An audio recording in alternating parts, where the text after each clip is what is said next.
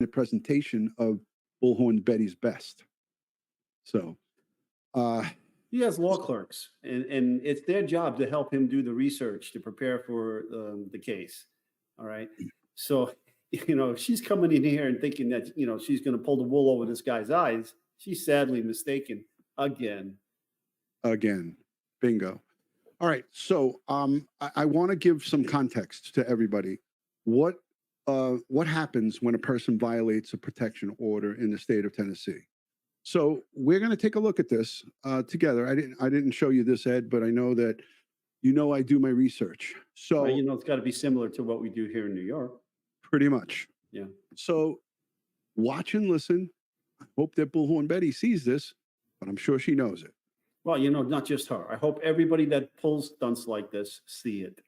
Everybody. And there's many people who do these silly stunts, and it's all for the love of money. And that's the shame. It comes on the backs of missing and murdered children. Missing and murdered children. And Bullhorn Betty doesn't really discriminate. She went to Moscow, Idaho for the Idaho 4 and parked her ass right outside 1122 King Road. She went and made a mockery of Gabby Petito with yelling and screaming in the streets, along with a lot of other people, and a lot of things. She doesn't discriminate. She goes to all of these cases where she knows that there's going to be attention. I just wish she would have came to Massapequa Park, Long Island, because then I would have gotten out there and I would have gotten to meet her. That in and of itself, you think of like a DUI. Refusal to blow in a DUI could be its own separate action, and that's true about the violation of order of protection in Tennessee. So getting back to what I was talking about before, we say quasi-criminal. Truly, an order of protection is not a criminal proceeding.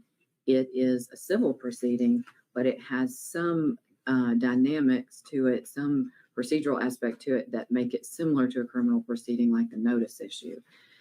But when they violate an order of protection, that is a crime in and of itself. When you violate a protection order in the state of Tennessee, it makes it a crime. So the proceeding, and I think Bullshit Betty is paddling this to her fan club and her people, her audience. It was just a civil hearing that I was attending. It was a 4-hour civil hearing that gave you strict orders to leave certain people alone and stop harassing them. And when you violate that, here's the result. It's a Class A misdemeanor. Those are punishable by 1129, so 11 months and 29 days being the max. 11 months and 29 days. And there you have it on the board, friends. I wish there was a way I can get that off.